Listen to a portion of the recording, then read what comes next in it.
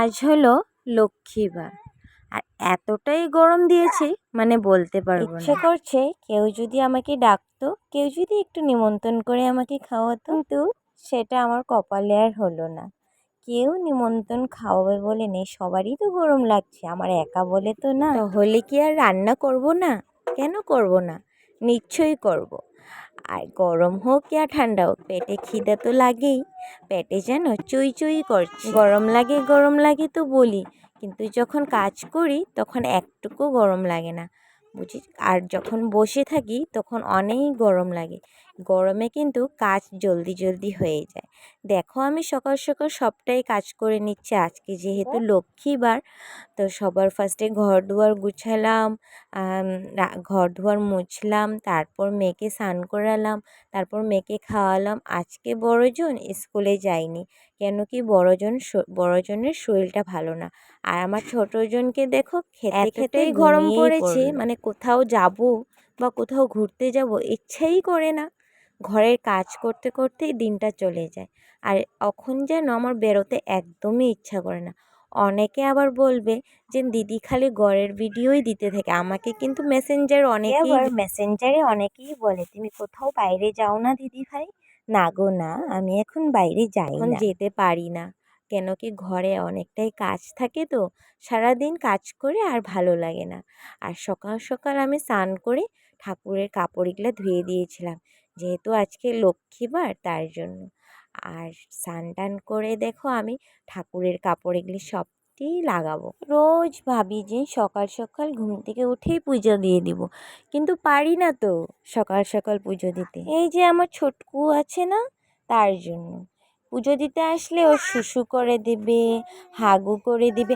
আজকেও তো এটা করলো। কতবার যে স্নান করি পুজো দিতে আসলে। দেখো আমি ঠাকুরের কাপড় লাগাতে লাগাতে ও আবার পটি করে দিল। তারপর আবার দূরে গেলাম ওকে ছুঁচু করাতে, আবার স্নান করে আসলাম, আমার সব নাইটি ভিজে গেল। তারপর শাড়ি লাগাইয়েই পুজো দিলাম। অনেকে আবার বলবে আজকে দিদি ভাই শাড়ি উড়ি লেগিয়ে পুজো দিচ্ছ কেন? কিন্তু কেন বলছো, আমার সব নাইটি ভিজে গেল। সকালে মনা শুশু করে দিল, কালকের কাপড়ও ভিজা ছিল, একটু বৃষ্টি পড়েছে তো তার জন্য। আর দেখো ফার্স্টে আমরা গুরুদেবকে দিই, আমার মা বলেছিল সবার ফার্স্টে গুরুদেবকে দিবি, তারপর লক্ষ্মী ঠাকুরকে দেবে। দেখো ফার্স্টে গুরুদেবকে দিচ্ছি, তারপর লক্ষ্মী ঠাকুরকে দিব। আর আমার সোনামাকে দেখো আমার পিছনে কি করছে, মানে কি বলবো, এদেরকে নিয়েই আমার পুজো দিতে হয়। ঘরে আর কেউ নেই তো, একা একা থাকি তো, পুজো দিয়ে তারপর রান্না করব। অনেকে আমাকে বলে যে কি রে কত টাকা কামালি ফেসবুক থেকে। তো শোনো, সবারই একটা কাজ থাকে তাই না।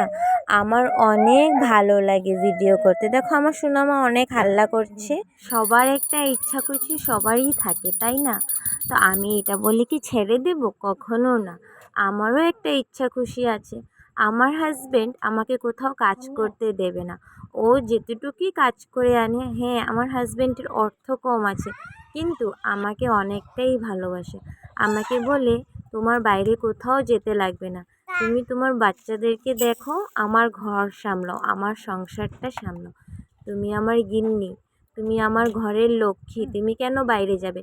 বলতে পারি না পরের পরিস্থিতি কি আসবে, কিন্তু এখনও পর্যন্ত আমি বাইরে কোথাও যাইনি। তো আমারও একটু ভালো লাগে ভিডিও করতে। তো আমি আমার হাজব্যান্ড থেকে পারমিশন নিয়েছি যে না আমি করব।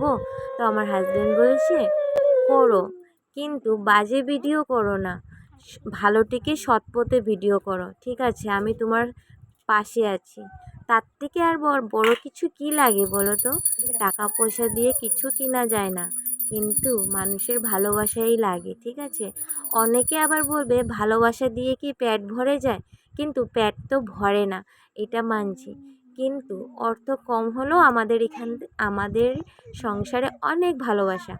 আমার হাজবেন্ড কাজ থেকে যখন আসে, আমার 2টা মেয়ে বসে থাকে ওর পাপার জন্য। পাপা তুমি কি এনেছো?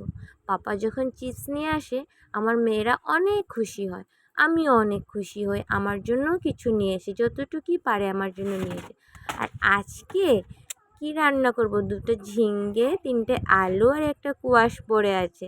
সপ্তাহ বাড়িতেই বাজার করা হয় তো, তার জন্য সবজিটা শেষ হয়ে যায়। আমি যা বাগান লাগালাম তার থেকে দেখো আমি সবজি তুলছি।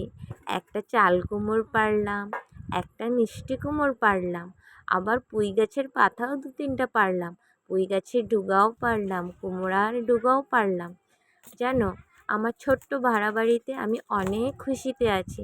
অনেক কিছু লাগালাম, অনেক আনন্দ হয় জানো। আর মিষ্টি কুমড়োর কালারটা অনেকটাই সুন্দর, খেতেও কিন্তু অনেক সুন্দর হয়েছে। আর দেখো, সারাদিন কাজ করে না সময় পাই না কোথাও বেরোবো যে।